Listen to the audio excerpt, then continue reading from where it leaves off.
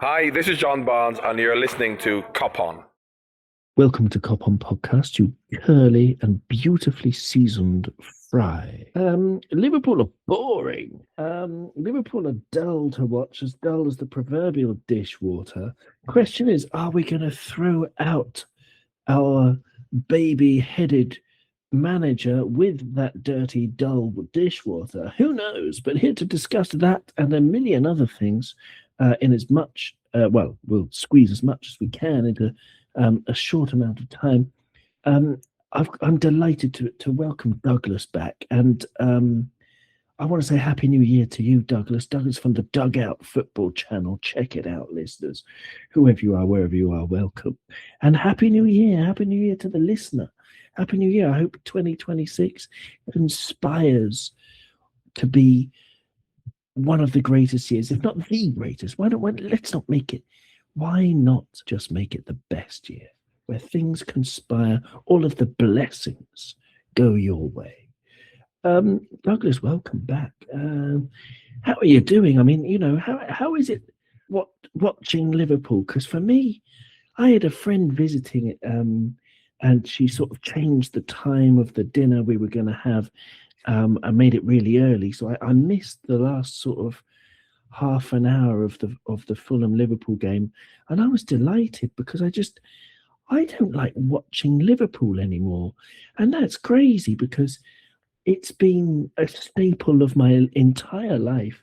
Even watching it and getting really angry under Roy Hodgson, I've never felt this way about watching us. It's just not much of a pleasure for me. How are you doing, Douglas?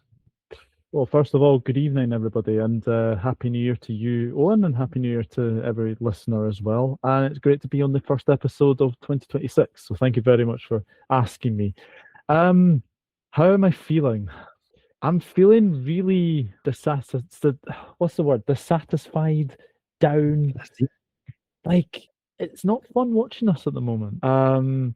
It's very, very slow. It's very, very insipid, tepid. It's just like so much of our plays like played through like the midfield. But honestly, at this moment in time, I know we're nine unbeaten at the moment, but I think it's like 4 draws in our last 7. Like, it's very uninspiring stuff. It's probably the worst unbeaten run in probably living memory that I can think of, because it's been so uninspiring. Well, I mean, that's the thing, because I've got the results in front of me. I mean, we had those 3 horrendous games where we lost 3-0 to City, 3-0 to Forest, and 4-1 to PSV. 2 of those games were, of course, at Anfield. And that was sort of the end of a run in which we had lost loads of the previous other games as well. Hang on, 1, 2, 3, 4, 5, 6 of the previous 9 games. So we ended up losing 9 of 12 games. So if you follow that up with an unbeaten 9-match run, you think, well, that's progress. But we're playing the likes of Leeds. We've played Leeds twice in that run. We did manage to beat Tottenham. That's okay. But then we drew with Fulham. We drew with Sunderland.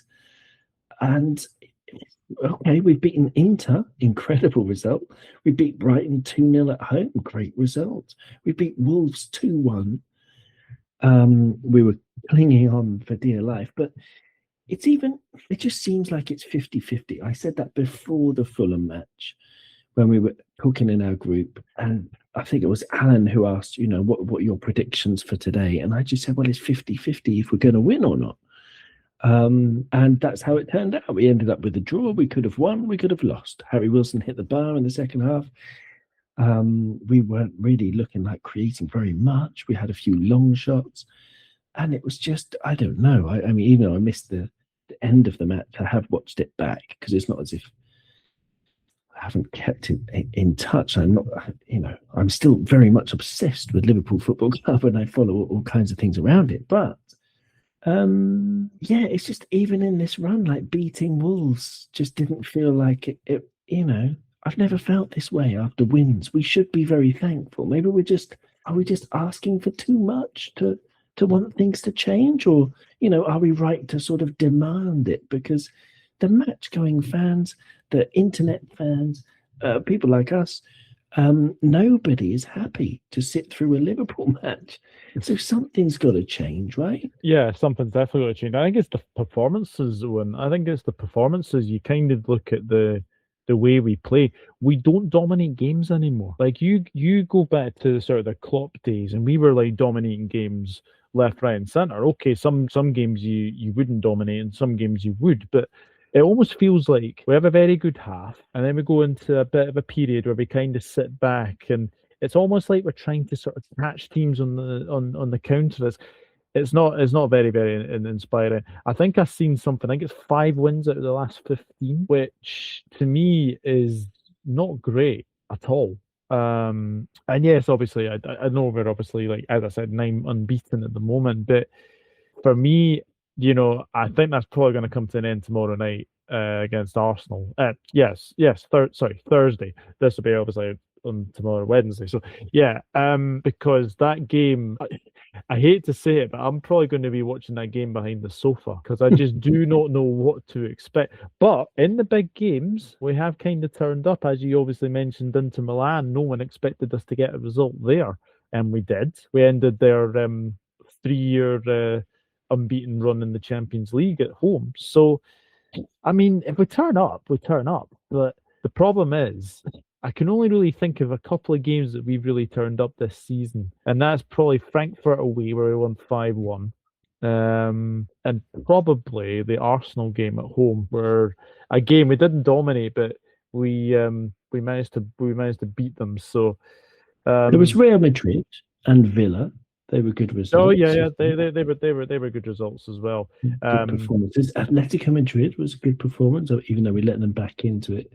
But yeah, it's been 50-50 all through the season, really, hasn't it? Apart from those, it's 7 wins, 4 draws, and 4 losses in the last 15 matches. By the way, it's not 9.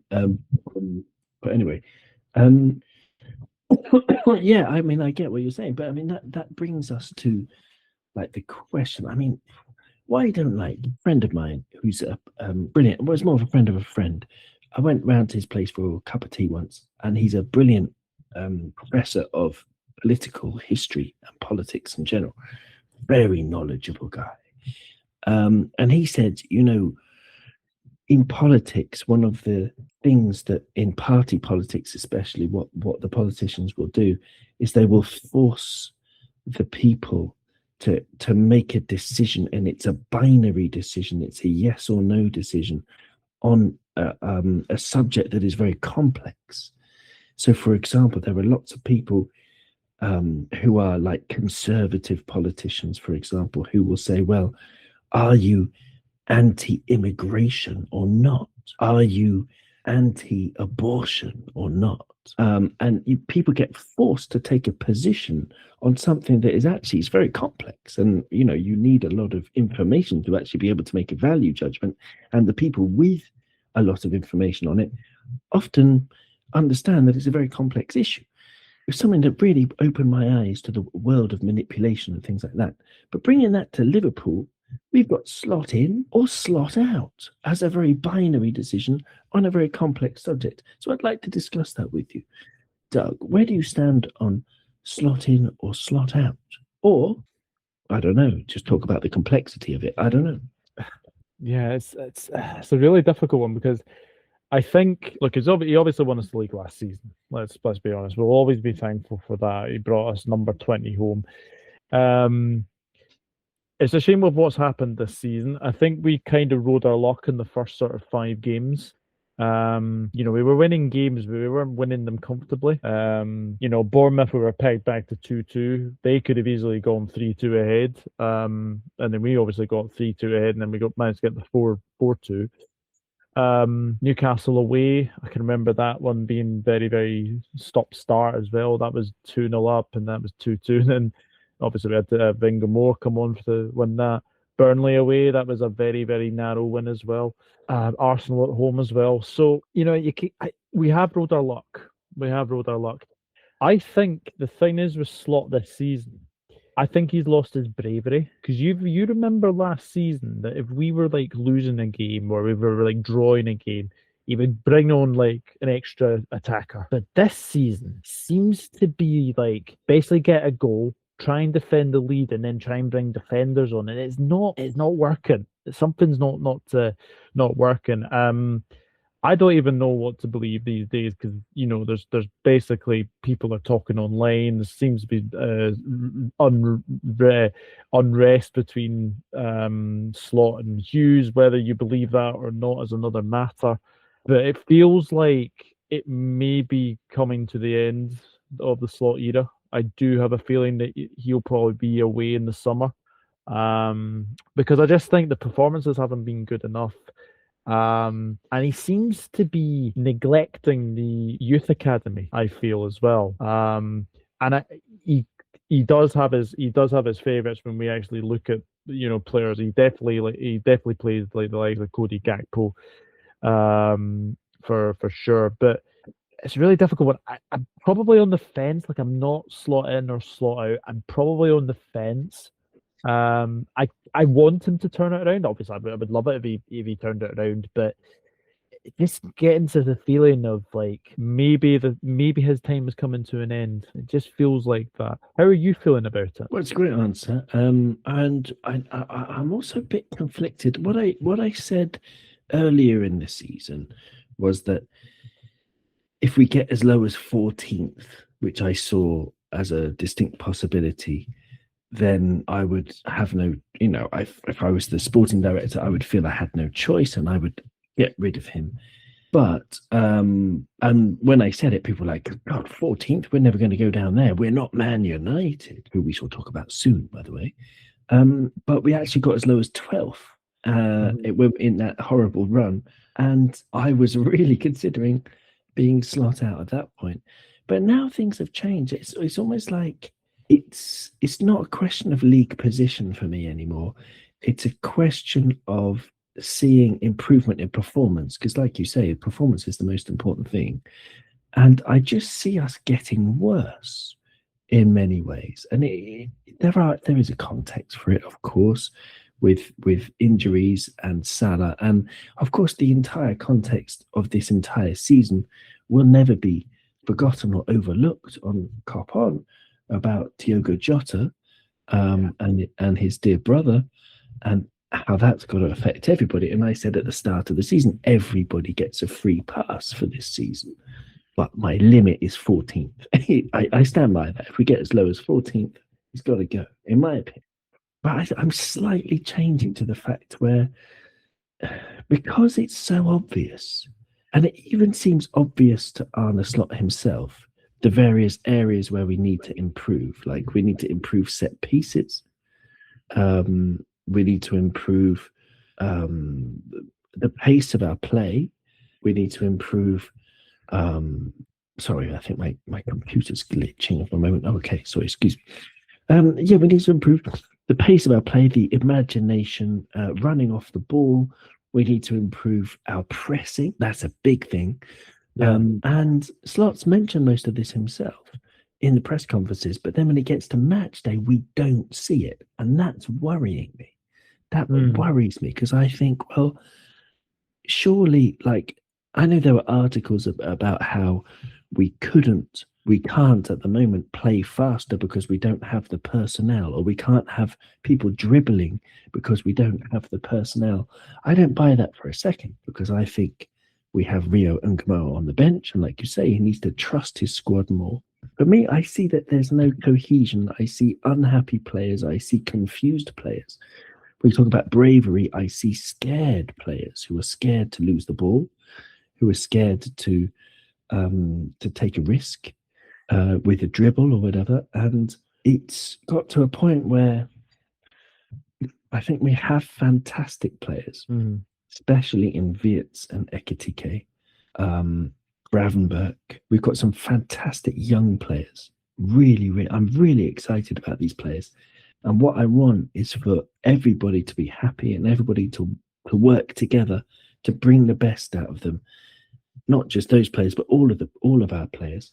And in some cases, some people have improved. I think Milos Kerkez has improved as the season's gone on. But then in the last game, at least in the first half, the first 60 minutes I saw of the match, Kerkez was inverting again. So he'd reverted to this weird thing. And I just think there must be another manager out there who can get more of a song out of the entire team, get them playing zippy football, attacking football, getting them pressing more. But I don't know. There are just things, I'm my ideal situation is that he finds a way to improve the style of play and he turns it around himself. That's the ideal. I don't like sacking people. But We're not a sacking club. We're not a sacking club, unlike Manchester United. And let's pause talking about Liverpool to talk about Man United, because I know that you are a football fan like I am, in terms of, keep your eye on all kinds of stories, but we always keep an eye on our enemies. And Man United have sacked Ruben Amorim. Good decision, bad decision? I think it's an absolute fucking shocking decision, personally. But I'm interested in hearing your opinion as well, Douglas. I'm shocked at the timing because literally it's the January transfer window. So you would probably expect Amorim to probably get his own players in. I think what really, really strikes me with this one, though, is that he's been sacked not because of the performances, not because of the results. He's been sacked for basically speaking out of turn. Now, we all know what happened with Maresca. He obviously spoke out of turn a couple of times, and I think Chelsea had Chelsea board had enough of him immediately. Amorim's been the same. He's been kind of speaking out of turn quite recently as well. The only surprising thing to me is, though, I was very shocked that when they finished 15th and lost to probably one of the worst Tottenham sides I can ever think of, because they were 17th last season, Tottenham. I think people kind of forget this, that the Europa League final was 17th versus 15th in the Premier League.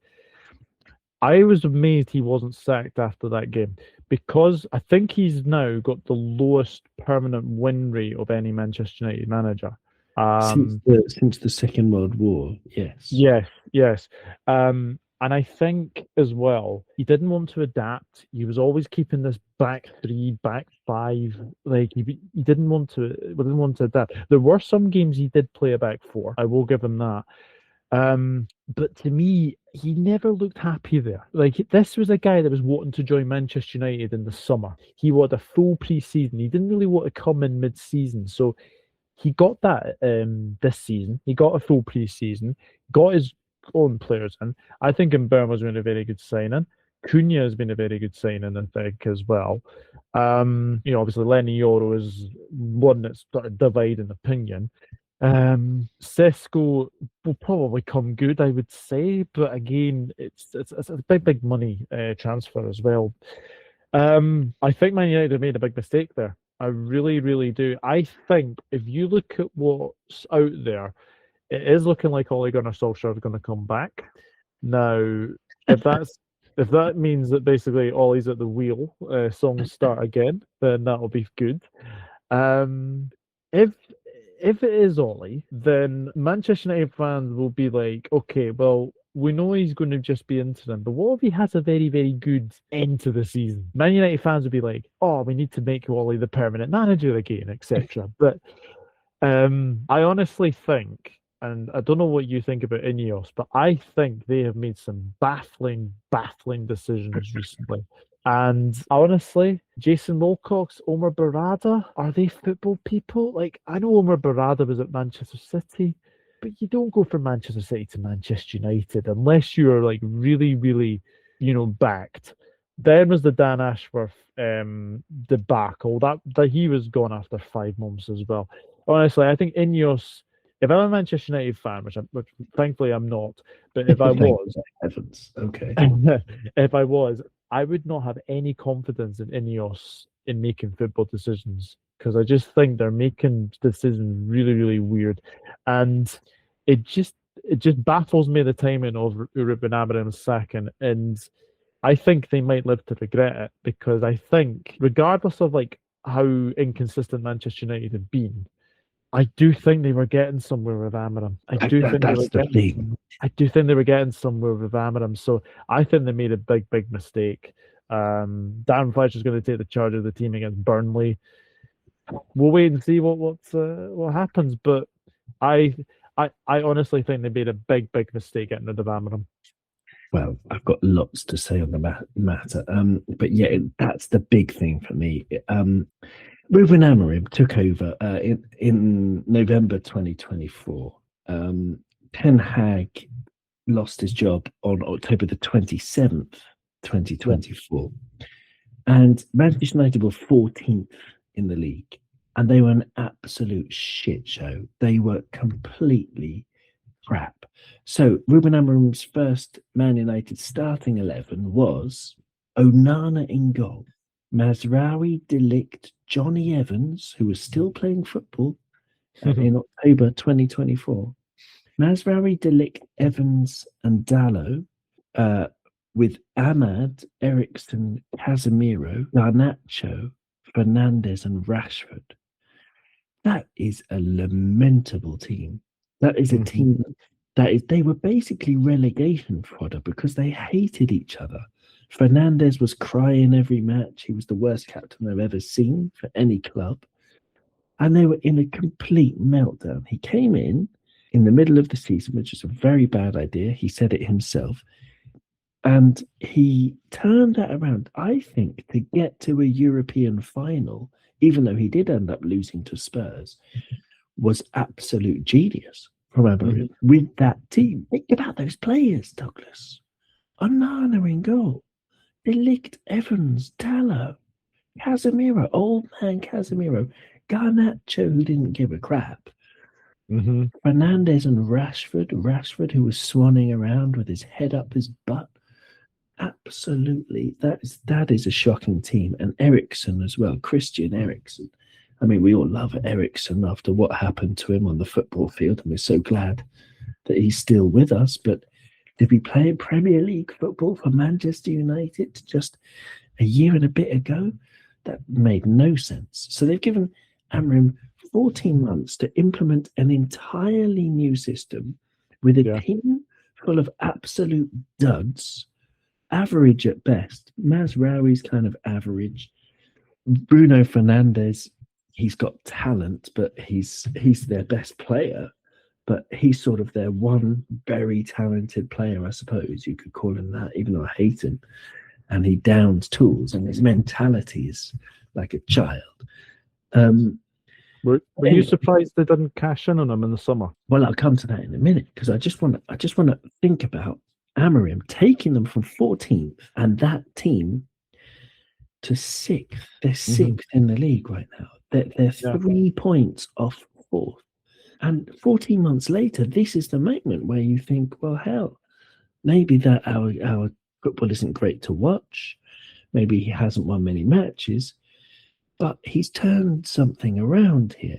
And yeah, the results have not been great.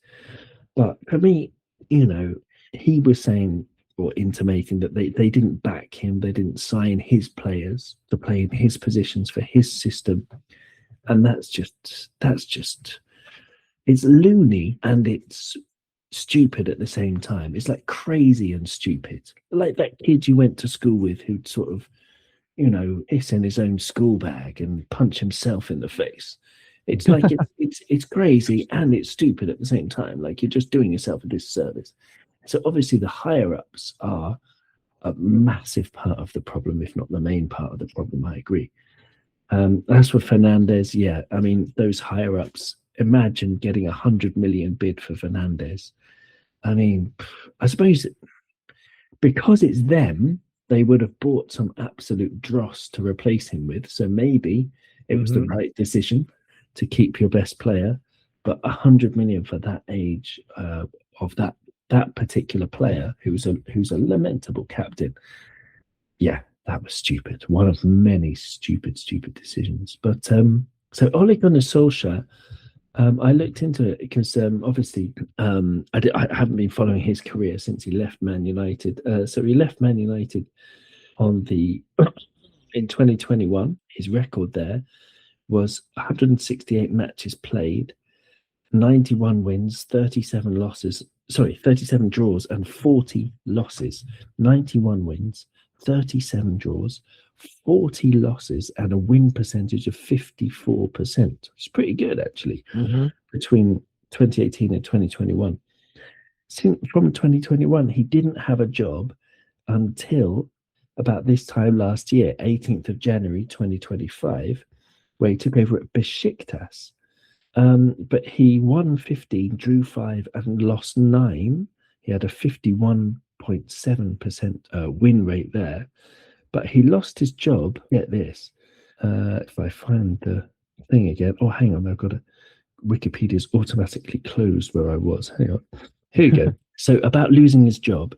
On the 28th of August 2025, it says on Wikipedia, Solskjaer was sacked from Besiktas following his side's defeat at home to Swiss side Lausanne Sport in the UEFA Conference League playoff round, having already been knocked out of the UEFA Europa League by Shakhtar Donetsk during qualifying, leaving his club with no European football for the season. So that's his one job since leaving Man United, and he absolutely tanked. So, bring Ole back at the wheel. It would be absolutely beautiful. But yeah, I don't know. Long may it continue. I think it's a wonderful thing that they're so shit and making these horrible decisions. Because what justifies it really? Just the results? It's really difficult to say because, they've been. I would have probably sacked him immediately after Grimsby because Grimsby was embarrassing. You don't lose to League Two Grimsby Town, even if it was a penalty shootout. And then obviously we had the famous tactics board that came out as well. It's just very, very strange, very, very strange. But then you look at some of the results he got. It was the one at Anfield. I think that's losing to that Manchester United team was really, really disappointing in itself. But he had some decent results, like Arsenal away in the FA Cup. He managed to win that way with 10 men. Man City away, he managed to win that as well.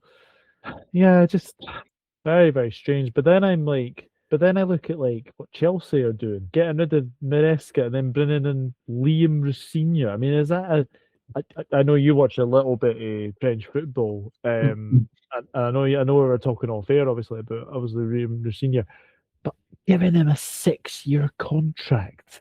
Have they not learned from Graham Potter? Graham Potter got a 6-year contract, and they're probably still paying that out as well. But I like you. I think the Clear Lake thing with Chelsea is completely dodgy as anything. And it, given these players, they've been giving players 7-year contracts, 8-year contracts, 9-year contracts. Definitely something to do with the financial fair play, and I am almost sure of it. There's a loophole in there where they can actually give those 6-year deals, etc. I honestly do not see how Liam Rosinha has managed to get that Chelsea job, because he's been at Derby, he's been at Hull, and he's been at Strasbourg. It wouldn't excite me if I was a Chelsea fan, but thankfully I'm not. Yeah, well, that's another one we can be thankful for, exactly. So at Strasbourg, they were doing really well in France, and they've fallen off a cliff. They were in third position, I think, in December, the beginning of December, and now they're in 7th because they've drawn 3 and lost 2 of their last 5. Their results have been extremely patchy, extremely dodgy since then, and I do wonder if they were just a bit lucky. It's a Chelsea feeder club these days, so they've got some really exciting young players, and they had a good result beating Crystal Palace, for example, 2-1. That was back at the end of November, with Emmanuel Emega, who's apparently a brilliant prospect, scoring a goal for Strasbourg. But yeah, since then, the last 5, just getting the results up in front of me. So they drew 0-0 at home with Lorient. These are recent results. They drew 1-1 away at Nice, which is not so bad, I suppose. But losing away to Toulouse, that's a very poor result. And losing at home to Brest is a very poor result. They also lost away to Lens. They've just, everything's been falling apart. So if Liam Rosina is responsible for that, then well done to Chelsea for making stupid decisions. If Xabi Alonso became available, or as it looks like he will become available at some point. Let's just have a look at La Liga table before I jump into that. The standings at La Liga at the moment, you've got Barcelona 4 points ahead of Real Madrid at the top of La Liga. So Real Madrid, if they finish second, is it worth hanging on to wait to see if Xabi Alonso gets the sack if we're looking to replace Arne Slot, because he's got a great history with Wirtz and Frimpong? Mm-hmm. Go on. And I mean, I don't know who it was in one of the group chats earlier, but I think someone said it'd be the most 2000 Barclays Premier League if you actually look at like the managers that are there now. Obviously, Arteta at Arsenal, potentially Darren Fletcher at Manchester United. That was obviously Gunnar Solskjaer, obviously. I mean, Pep's going to probably go. Would that mean Vincent Kompany potentially comes in? Yes. It's really, really strange to say that. But no, Xabi Alonso, as you say, Frimpong, Wirtz, he knows them very, very well. I think he would probably be the favourite if he did become available. And obviously, we do get rid of Arne Slot. But I think the one thing you would say, though, the World Cup, that's going to have a big impact, I think, on managers, because I think there's already talk that Nagelsmann, I think, is being touted potentially for us. I think he's been touted for United. Pochettino, that would make me laugh. If Pochettino went to Manchester United, that would make me giggle very, very much. So, Ancelotti is another one potentially. If Brazil don't do well, this World Cup is probably going to have a big effect on managers, I think. And I think what we're going to see is we're going to probably see a managerial merry-go-round, where I think probably Liverpool lose their manager. Man United will definitely be getting a new manager. I think Pep will probably leave City. And I mean, if Arteta wins the Premier League, is that enough for him to say bye-bye to Arsenal? Probably. So there is a lot of potential managerial go-arounds almost here. So do we hold off? I mean, out of Nagelsmann and Alonso, I'd probably say Alonso because he probably knows the club. We probably need someone that probably knows the club. But I do like Julian Nagelsmann. I do think he is a good manager, and I think he was treated really badly at Bayern Munich. Well, what's interesting, I mean, comparing him to Ole Gunnar Solskjaer's managerial record being, 54% at Man United win rate and 51% at Besiktas. Yeah. Nagelsmann had 71% at Bayern Munich. And I know it's Bayern Munich, but that's incredible win percentage from the manager. He won 60, drew 14, and lost 10 of 84 matches. But he obviously lost the big matches, and that was the problem. And with Germany, which I think is a very poor Germany side, actually, given to where they were historically, he's got a 58.62 win percentage, 58.62, which is very respectable, I think. He's been in charge of them since 2023. But I would be more excited by Alonso because I think it's more romantic to have an ex-player doing very well as a manager. But no, Nagelsmann, it would be interesting. I'd definitely give him a chance, even if he doesn't wear socks on occasion with his shoes, which I find weird. I find that weird as well. But I don't. Who knows? Maybe that's not how to judge a person, I suppose. But anyway, it's I don't know who else I would want, but then I don't know. I mean, people are talking about Cesc Fabregas. That's a definite no for me. He would, that's a definite no for me as well. I've seen Luis Enrique potentially being mentioned potentially. He would be good. He would be. He would be very, very good. I think he wants to come to the Premier League at some point. And I love what he's done at PSG. I think he's done a magnificent job at PSG. I mean, they absolutely demolished Inter Milan last season in that final. It was a joy to watch, and obviously, you being a Parisian native would have been very, very happy with that result. Yeah, I mean, not quite native, but maybe adopted son. But yeah, I mean, it was great. It was great here. I mean, like anyone, it's always like any Man City victory, any eventual Newcastle victory, any Chelsea victory, it's always tainted by the fact that it's been, won through financial doping of one kind or another.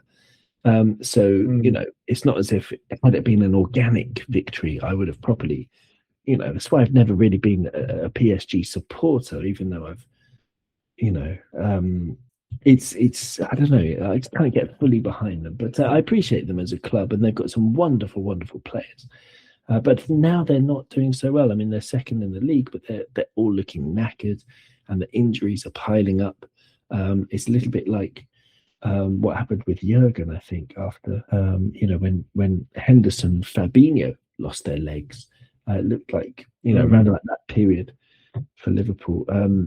It looks like that's beginning to happen there. But no, I think Luis Enrique, plays attacking, attractive football. He would be good for Liverpool, absolutely. But yeah, we'll see, and we'll see what happens. The next one is Arsenal. Just have a quick chat about Arsenal before wrapping up. I always look at, not always, I mostly look at the win percentages on Google to see how we're doing before a match. And Arsenal, let me just bring that up again on my screen.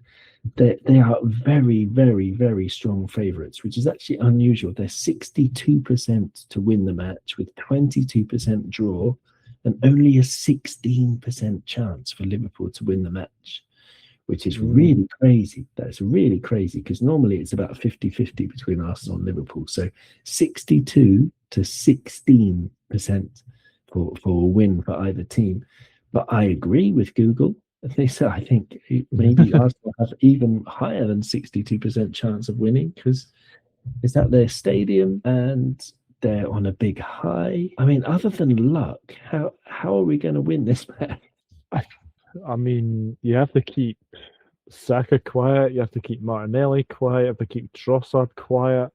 I'd even say Declan Rice. They are the best team in the league. There's no denying that. They've got a very good home record. I don't think they've been beaten this season. And I actually found something that actually really made me laugh. We've actually conceded double their goals this season. They've conceded 14. We've conceded 28. So, yeah, I mean, it's going to be a very tricky game, whatever happens. But as I said at the start, we do turn up for these games. It's just one of those. Form definitely goes out the window for these kind of games. I would have probably expect Manchester City to be Brighton by the time Arsenal play us, because that will be 3 points there. But then you've got Aston Villa to think about as well. Aston Villa have been. I remember Aston Villa when they were second bottom, and now they're third. It just goes to show what a job Unai Emery has done. But I think Arsenal have got a really good squad this season. I look at their side and I just think they've got, probably the only position I would say maybe I still think they're lacking is striker, because I don't rate Victor Gyökeres. Watch, he'll probably score on Thursday, but I had my doubts about him when he came into the Premier League. I had my doubts. Yeah. I remember. We were saying pre-season, how he's not going to be all that. It's like Šeško, big waste of money. But... Yeah. So I think if he's obviously come from the Portuguese league. Darwin Núñez came from the Portuguese league.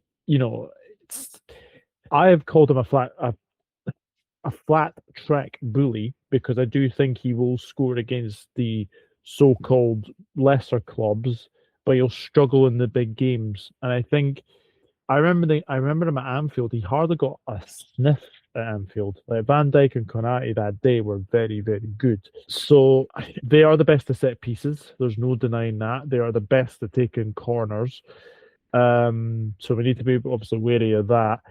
And unfortunately, I know that we don't like to talk about refs, but Mr. Taylor is in the centre tomorrow. Oh, he's not that bad. He's not that bad anymore. Compared to the rest of them, he's not that bad. In my opinion, I think you could do a lot worse than Anthony Taylor. I mean, he's from Manchester, but he's more likely therefore to be pro Liverpool because it would help one of the Manchester clubs. But no, it's. I think he's been generally okay in the past few times I've seen Anthony Taylor.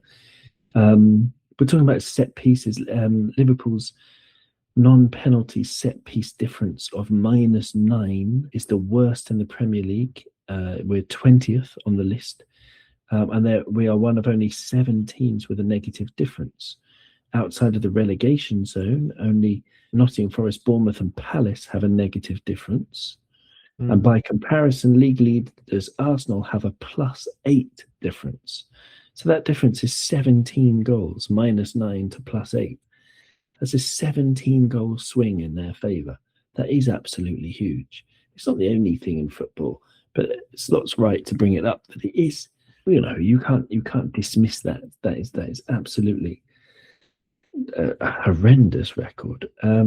And scoring we only scored 1 corner all season. And then we've got Virgil van Dijk and Konate. Like, how many times have they won the header and it's gone sailing over the bar? And another thing with conceding set-piece goals that I think not many people have mentioned in the conversation is that none of the goals that Liverpool have conceded from set pieces, none of them have been from the first header or the first contact. They've all been from after we clear it, and then there's big, it's the second ball. That's from that position. That's when we concede. So that's what the set-piece coach, Aaron Briggs, lost his job for, I imagine. But he wasn't very good anyway. The excellent LFC Poets podcast had a very good rundown on Aaron Briggs a few weeks ago, asking for him to be sacked. So maybe the powers that be listen to the Red Poets. And hello to the LFC Red Poets. I think 1 or 2 of them listen to this one too. But anyway, thank you, Doug. So I mean, Arsenal's their lineup is likely to be obviously Raya in goal. I'm trying to think. Timber. I'll have a look at that. Timber, Gabriel, Saliba. They played in Sapi at Bournemouth, and I'd be very surprised if he's in there tomorrow. I'd be really surprised if he's there. I know Calafiore's been playing mostly as well. Then they had Odegaard, Zubimendi, and Declan Rice in midfield, with Martinelli, Gyökeres, and Madueke up front. And then on the bench, they had Saka, Gabriel Jesus, Trossard, Mikel Merino, unused substitutes. They had Eze. Imagine having Eberechi Eze as an unused substitute, along with the excellent Miles Lewis Skelly. Brilliant player, him, I think. Brilliant talent. With Kepa as a surprise, as a sub, not a surprise, excuse me. Kepa as a sub goalkeeper. With Christian Norgard and Ben White also unused substitutes. So they've got Nwaneri not even in the squad. Yeah, that absolute gem. I mean, maybe we should put in a cheeky bid for Nwaneri in the summer. I mean, he's amazing. I've seen something about him potentially going to Bournemouth on loan, which would make a lot of sense. Obviously, there's Semenyo heading to the Etihad. He's a great wee player. I don't understand. Well, I suppose they've got a very, very good squad. They got Madueke and Martinelli now, yeah. I kind of look at that Arsenal side, and it is the best in the league. I think there'd be a bit of a curveball. I think maybe Eze starts for Arsenal. He absolutely loves scoring against us, so I would not be surprised if he starts tomorrow. Unfortunately, I mean, wonderful player, but yes, it's not fun when he does it against Liverpool. Yeah, totally. But there you go. And yeah, I suppose one final question about Semenyo going to City. I haven't really read anything that it's been confirmed other than the strong rumours. Has it been confirmed? Or? Medical's happening basically when we play Arsenal, I think, on the Thursday. Okay. So I think Andone Iraola came out and said today that he probably expects the Tottenham game to be Semenyo's last game, which I think is probably good because it means he can say goodbye to the fans. Basically, they can say thank you to him because he's been a wonderful signing. He came from Bristol City. And out of that transfer, I think Bristol City get, I think, 11, 12 million out of it, Wow. which is absolutely fantastic for them as well. So, Sure. no, he's been a really, really good player for Bournemouth. But I think they'll be fine. I think they'll be absolutely fine. I think they'll be able to get a replacement in for Semenyo, and I think Bournemouth will be absolutely fine. I've seen people say potentially they might be in a relegation battle. But again, they've got a very good manager in Andoni Iraola. Yes, they've had a wee blip, but there was always going to be coming because they've had 3 out of their back 4 been sold. Obviously Kirkes to us, Huijsen to Real Madrid, and the Barney to PSG. So yeah, I think Bournemouth will be absolutely fine. They'll get a good replacement for Semenyo. And if it is Nemweri for the loan until the end of the season, I think that's a great move. I think it'll be a step up. I think Semenyo's overrated. He's exceeding his XG this season, so he's got 9 goals, but his XG is only 6. So he's been particularly clinical or particularly lucky. Depends which way you look at it. And going to Man City, it's the graveyard for wingers usually. I wonder what their plans are for him. But yeah, I mean, he's a very good player. He was someone that I had earmarked as a potential Salah replacement if we were talking about this time last year.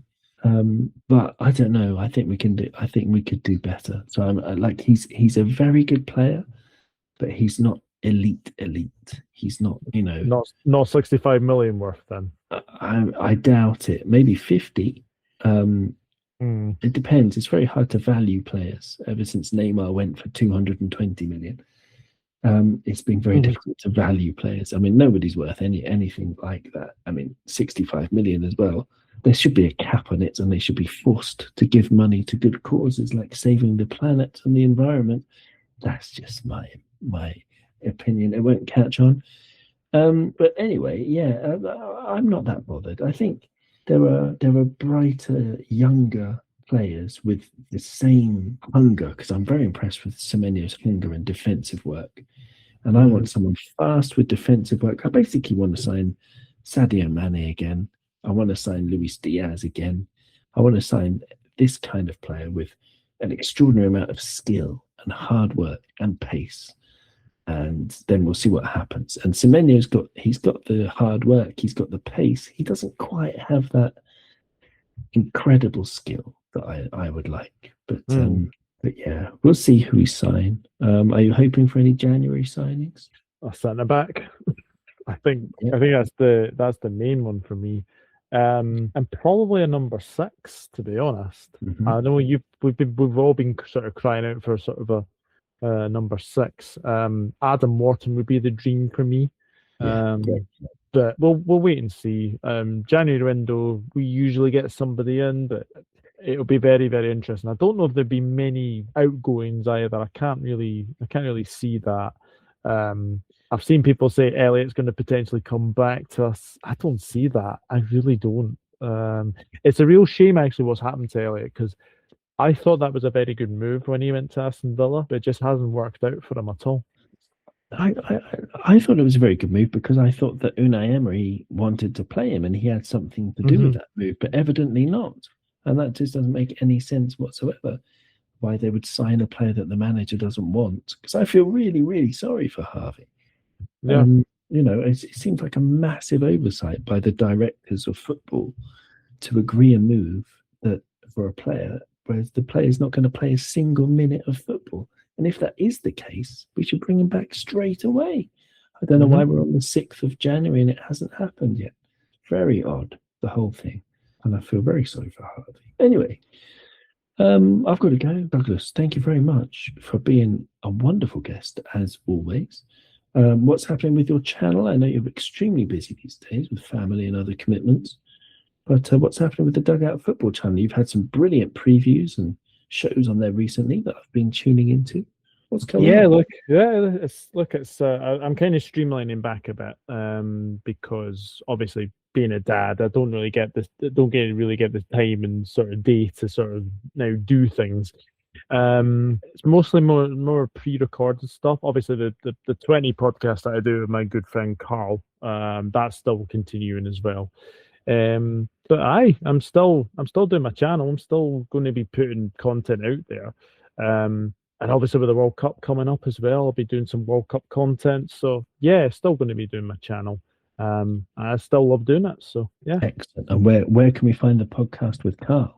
You can find that on the Dugout Football channel. It's actually listed in the podcast bit on the channel, so you can find that there as well. Excellent stuff. Excellent stuff. Well, do check that out, listeners. And thank you very much, listener, you dear sweet listener, whoever you are, wherever you are. It's very cold here in France, -3 degrees.